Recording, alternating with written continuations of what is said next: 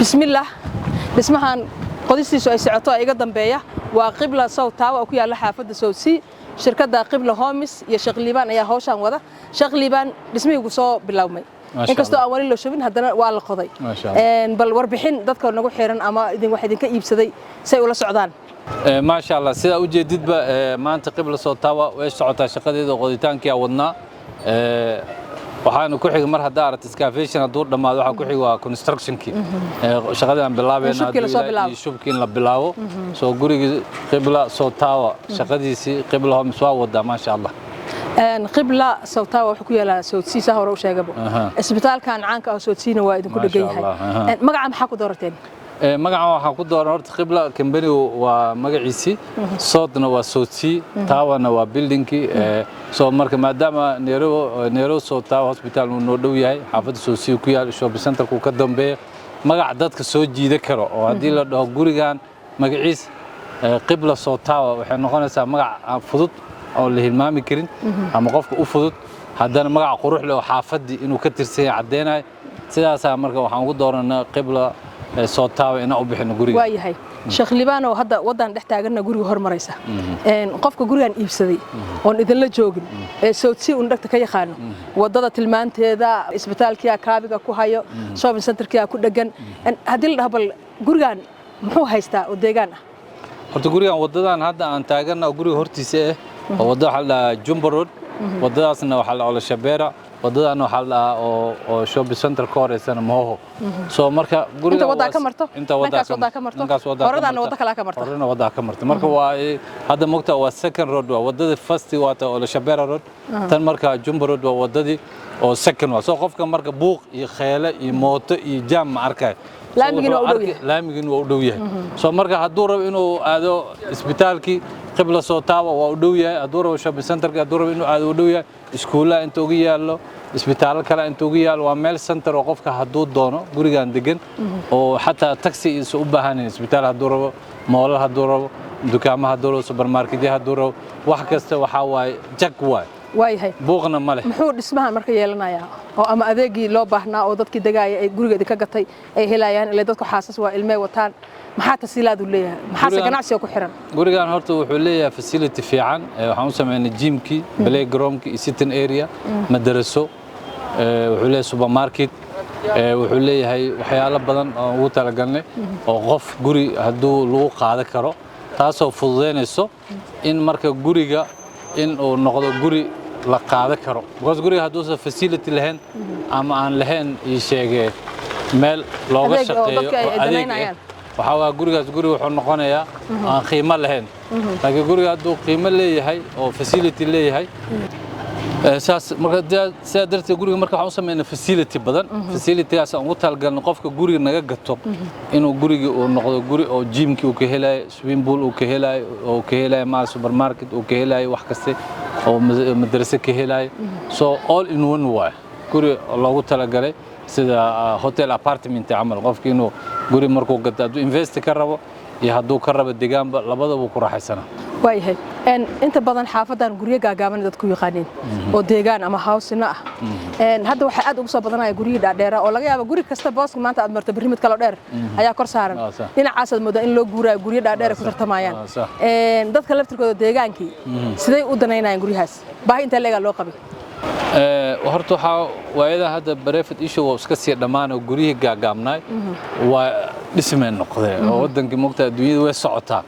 shalay markii waxa ahay dadka waxay jeclaa jireen inay guriga gaagaaban ay degaan meelaan buuq lahayn laakiin ayadan dadkan dhismihiya batay dhaqaalihii wadanku waa isbedelay population waa badan soo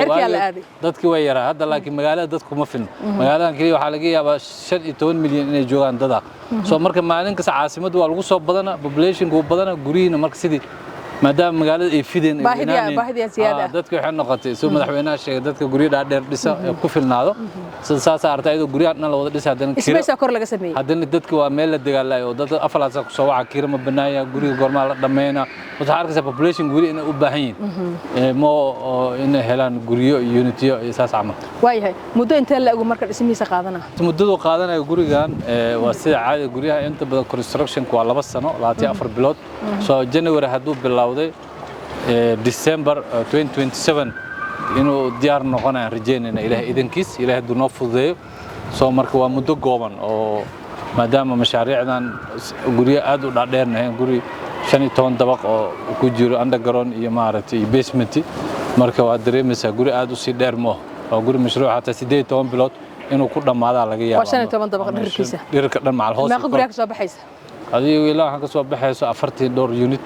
ka soo baxaysa intaas oo qoys adeeg karaan intaas qoys adeeg adeeg intee ugu dhow marka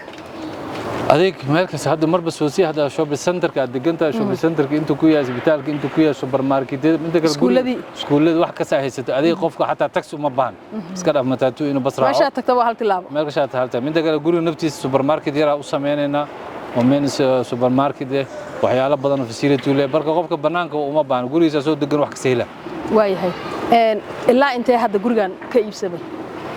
adeeg gurigan ilaa 30% waa la iibiyay ilaa 40% dadka marka gadanaya Nairobi dad ku yaqaano macaamiil hore Sheekh Liibaan hore oo la socdaya masaaxiibadaada qurbaha ku noolaa oo ku aqoonsada ku soo raacaya ilaa shirkad baa kaaga horeysay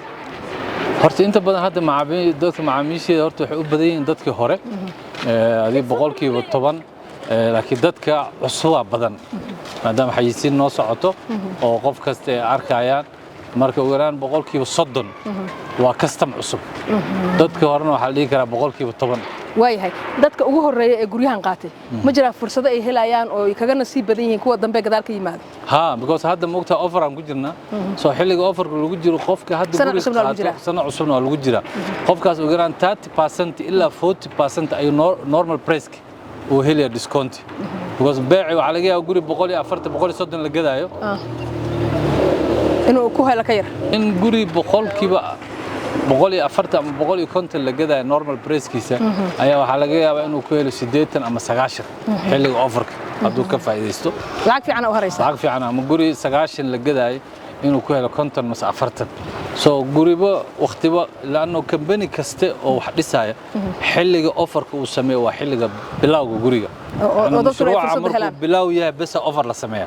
laakiin mashruuc hadda aragto guri dhex mara ama guri dhamaana offer la sameeyay si saxda ma sida saxda guriga markuu cusub yahay ayaa offerkiisa la sameeyaa loogu talagalay macaamiisha inay fursad kuwaad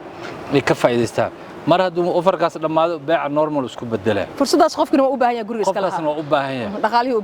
u baahan yahay because company-ga marka guriga waa istaaga waa gadmo guriga mar hadduu boqolkiiba 30 uu dhaafo ama boqolkiiba 40 uu gadmo inta badan boqolka beeca caadiga normalka la gadaa dadka afarta qof ama shanta qof u horeysa ka faa'iideysto waayahay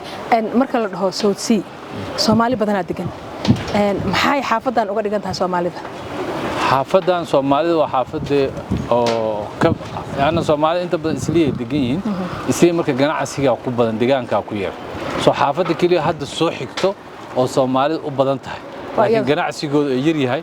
waa South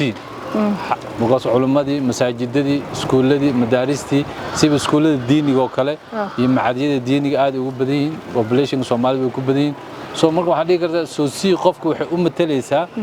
waa sida maaragtay way nooga fiican tahay hataa Parkland iyo Kilimani because waa meel wax kasta u baahan tahay aad ka heli kartid waa islii labaad laakiin waxa kaliya islii uga duwanta waa population-keeda yar suuqna ma noqon wili laakiin islii qofka saxmadaas badan jaamkaas hawadaas isbedelayso caafimaadku hala islii ma ogtaa suuqii ganacsigii mataatuugii iyo dadka waratadii banaanka waxa wixii dhan jaam qofka marka waxa laga yaabaa inuu ku xanuunsado laakiin xaafada hawo leh waa airport-ka wili sara inta ka saaran Kilimani ku dhaganta South B inta waay Nairobi West inta waay soo xaafad marka hore guri gaagaaban iyo national park u dhow xaafad yar habo loogu talagalay ahayd marka hore xaafad qabow inkastoo hadda guryahan dhidhaarka ku soo ziyaaday laakiin saasoo taa wili waa xaafad qiimo iyo qaaya leh Soomaalidana aad ugu fiican una badan yihiin Sheekh Liibaan ugu dambeeyay guryo aad dhistay koow maahan muddo ku soo dhex jirtay khibradaad u leedahay waxa laga yaabaa guriga koobaad kan labaad kan saddexaad qofku inuu ama kalsoonida ay kaaga badan tahay ama dhaqaalihii uu kaaga fudud yahay ama shalay aragtida aad qabto wax ka bedelan aad qabto maxaa islaada mustaqbalka dhismaha waxa ka damacsan tahay والله اسمها مستقبل waxaan ka damacsan horta qof kasta shaqo bartaa soomaalidana cilada ugu xun waxa waaye ganacsiga markasta horumar ma ku daraan iyo isbedel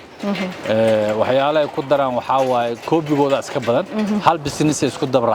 dabaracdeysanayaan oo business markaas saara laakiin ani ahaanteeda maadaama hobbigayga iyo ganacsigayga real estate u badan yahay inaan real estate ka ziyaadiyo hadda waxaan ku darnay company construction oo dhisme company management ku darnay dhismaha برسوق مول يا أدان moolal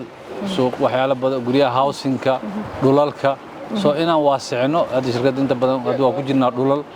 guryaha housing waa bilaabi rabnaa insha Allah soo wixii real estate aan leeyahay iimaan insha Allah dhankii culimada waa tahay dhankii diinta dadka ma ka caawisaano markii guriga la dhiso kale ma leeyahay meel waqaf ama masaajid loogu talagalo ama dugsi oo waxbarasho ah oo dadka ugu yaraan gurigaas degan ama deegaanka dariska ka ah ay kaga faa'iideysanayaan oo adinku fi sabiilillah marka hore ugu taraysaan guri kasta anaga aan dhisayno waa ugu talagalnaa yaani maadaama kamari dad culimo ay gacanta ku hayaan waxaan u sameeynaa masaajid madaraso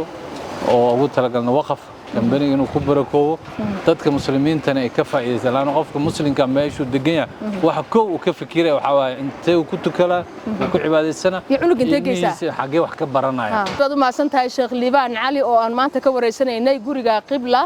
صوت تاوا أو كيا له حافظ الصوت سي هي كمبني جيسا قبلة هومس هذا ما سنت هاي الشيخ ليبان. سو كلا هذا ما سنت هاي حمدي ما شاء الله.